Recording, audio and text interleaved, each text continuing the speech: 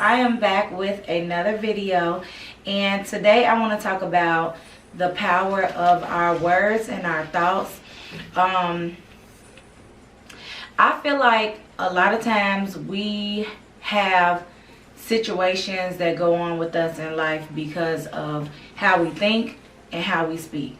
Before, I was never like a real believer of that. I'm like, you mean to tell me just because I'm thinking something or saying something? But that's why it's important to read the Bible. That's why it's important to know the word, because the Bible clearly says, as a man thinketh, so is he. So what you think about yourself, that's what you become. Words that you speak, that shapes your world. And so I'm like, okay, let me just try this out. So I just would say like random things, and then all of a sudden it would happen. Okay, so I'm like, okay, it really works. Like, you know what I mean? Like, I would just say like the most random things, and then boom, like it became my reality. Then, you know, I started thinking certain ways. I started thinking certain things. I started believing for certain things, and all of a sudden it became my reality. I can give you plenty of examples of how this has manifested in my life. But if you even just think back to your own life, if you thought that you weren't going to pass the test, 9 times out of 10 you didn't pass that test. If you thought that somebody was getting ready to leave you, 9 times out of 10 they left. If you thought like, oh, I'm not good enough, you know, for this or that, 9 times out of 10 you were not viewed as good enough. So it's like you have to just really sit back and think back on your own life and think about the things that you have said, think about the thoughts that you have thought. And so for me, I'm telling you that it really did work when I started thinking more of myself. Like, for an example, when I first started doing makeup, I wasn't confident about it, and it showed. Like, I didn't go around with my head down like, ooh, I'm not confident, but it showed. It showed in my demeanor. It just showed. And I'm like, you know, like, why do these people, like, it was a couple of people who I basically viewed as a mentor, and they would say like, Alexis, you need to be more confident. But I'm like, what are they talking about? Like, I'm barely around them. I'm not saying anything weird. I'm not doing anything weird. But it showed. So that's why you have to start really thinking about positive things. Like, you really have to start believing that you are worth certain things, because you are going to get what you think about. Like, you're going to get what you believe that you are worth.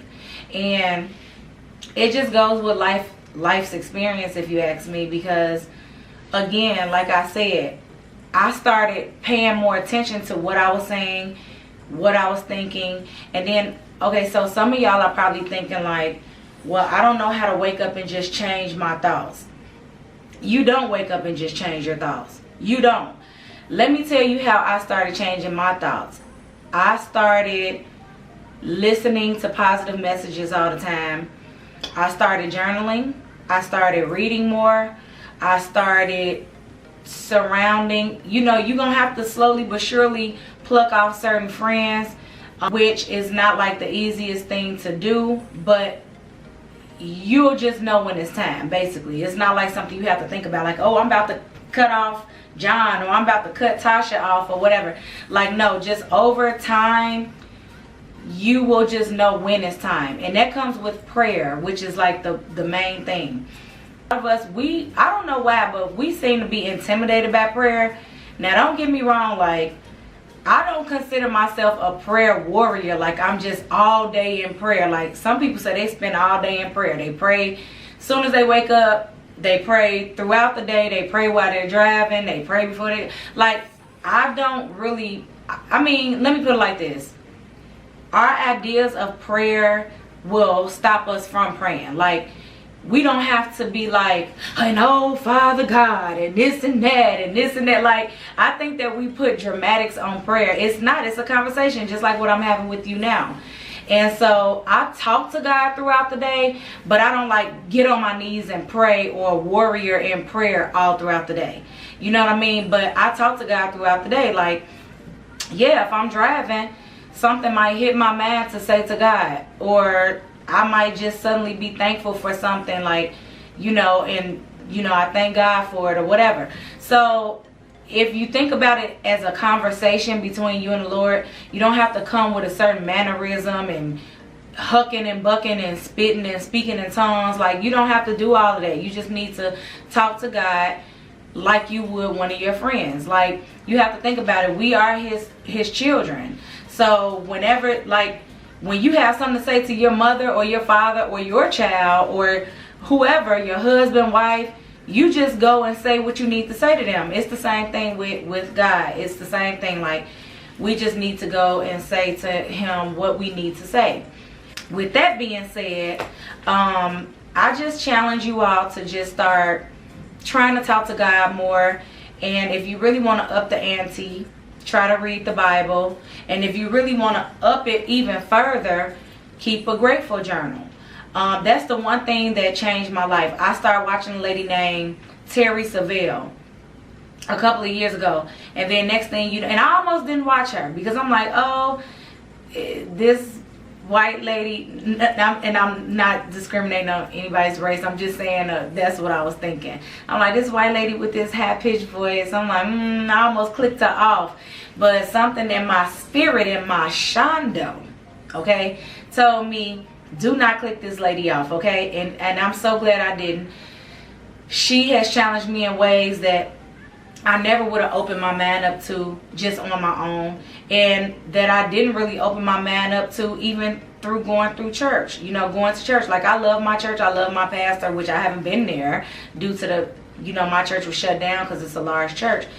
But I love my church. I love that, feeling that I get when I go to a place of worship. But it didn't open my mind in ways that starting to listen to these messages from successful people who have certain habits, how that changed my mind, so that wasn't taking place before I started listening to those messages. So I'm telling you, you want to keep a grateful journal, because the more that you start thanking God for things, the more he gives to you. It's true. When I first started listening to these messages, I'm like, I really don't see how me writing what I'm thankful for would just like change my life. But it did.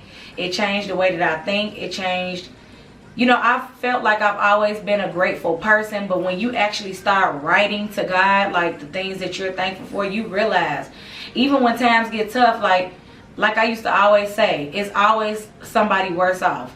It's always like, it's people fighting for their lives. It's people who died. So like, it's always somebody worse off. Like, I don't care if you got evicted.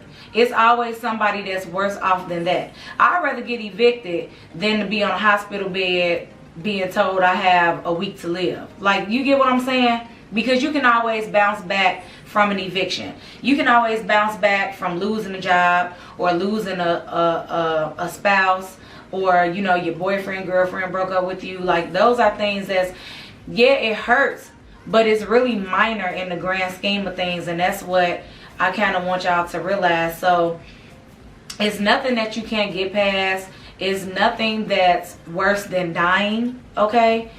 Like, as long as you're here, you know that you have purpose, but you need to saturate your mind with things that will remind you of that. You need to saturate yourself with people who will remind you of that. If you're in a down mood and then you call a friend and they on the phone cussing and fussing, you gonna get hyped up. You're gonna be on 10 with them. Like, how will that help things? Like, you're calling your friend to vent and they on the phone talking about everything that done went wrong with their day. Now both of y'all on the phone steaming mad, and nothing is being accomplished except for you are attracting more negative things to your life by complaining. And so that's why I believe God wants us to read the Bible, because I don't know if you ever heard anybody say, like, read the story of Job. Like, nobody went through more than Job. And if Job didn't turn his back on God, and if Job was blessed by God by passing the test, just what will he do for you? And you haven't even probably went through 1/3 or 1/4 of what Job went through, So I just feel like, start that journal. Start writing down things that you are grateful for. Start saturating yourself with positive messages and godly affirmations. And that's how you change your mind. You don't just wake up and change your mind. Like, it's not going to happen. For the longest, I struggled with that. Like, okay, I'm going to get up and I'm going to think this way and feel this way. No. It's a process. It truly is a healing process. And so that'll probably be like another video I do, just speaking on some of the processes of just true inner healing, because that's something that I went through. It was things that I didn't even realize was a problem in my life, or, you know, was serving as a delay in my life. So yeah, but anyway, I will talk to you all about that probably on the next video. But for now, I just want you to really start shaping your thoughts differently now that it's 2021. We are still in January. There is still time. No one can tell you it's too late for anything. If a 90-year-old can graduate college, what makes you think as a 30, 40, 50, or 60-year-old that you can't get up and just say, you know what, it's time to change my life. It's time to change the way I've been thinking. It's time to be more grateful for the things that God has blessed me with. It's nothing that can stop you from that. So with that being said, I hope this video helps someone. It's so much I can say on this topic, but I don't want to keep you long. But I just want you to take those basic steps. And, you know, feel free to leave a comment below. Or feel free to even email me if you want to kind of ask questions further in depth privately. And I'll be happy to answer that for you. And I just pray over you. You know, I pray that, you know, God touches your heart even now as you watch this video. And I pray that change starts to happen for you even right now in your mind, and that you get a refreshing over your life. Okay? And that's in Jesus' name. And I will see you all on the next video.